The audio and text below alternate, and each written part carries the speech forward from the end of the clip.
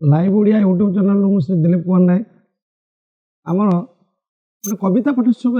Channel हो तो विभिन्न कवि आम सब ग्रुप अच्छी से ग्रुप विभिन्न कवि कविता पढ़ी सारापर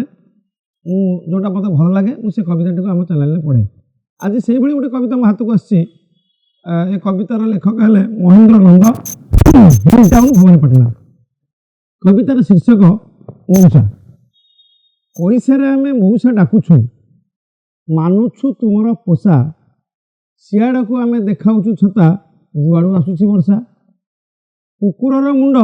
होई तो पारुनु होउछु बाघर लांज तुमरी रातिर अंधारू किणुछु तुमरी रातिर अंधारू किणुछु आम आखि पई निद आम आखि पई निद तुम शिक्षा पाठ करुछु मुखस्थ चाट शाड़ी चाट होई तुम सह आम संपर्क सेतिकी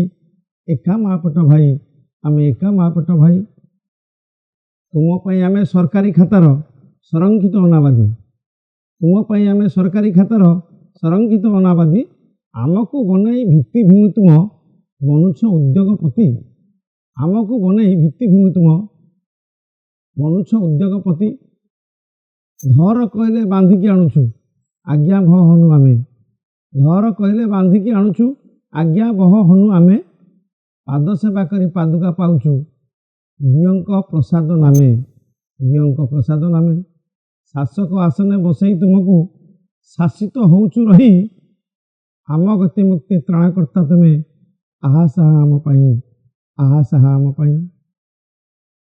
भूखंडर तुमे भाग्य विधाता भूखंडर तुमे भाग्य विधाता अंध धृतराष्ट्र भली भूखंडर तुमे भाग्य विधाता अंध धृतराष्ट्र दल जनमत रखी तुम सपक्ष बहुचोरी खेल भल तुम बहुचोरी खेल भल मत निश्चित अति सुंदर लगला। गोटे अलग टाइप कविता कवितार शीर्षक तो थी आपको कहली मऊसा केमती मऊसा पैसा केमती मऊसा होची ताको गोटे बढ़िया मंदिर व्याख्या कर जगन्नाथ प्रार्थना करुँची आमर जे लेखक उन्नति हो से सताई हूँ आमर लाइव ओडिया यूट्यूब चैनल तो आप भी सब्सक्राइब करूँ आप विभिन्न प्रकार आगू टिके एपट सेपट हो जाता विभिन्न प्रकार आप खाद्य पाइबे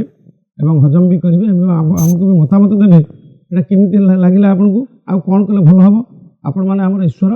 आपण मैंने कहींपर कौन चैनलटा आउ टे उपरको जीव से आपण मैंने कहींपर। जय जगन्नाथ नमस्कार।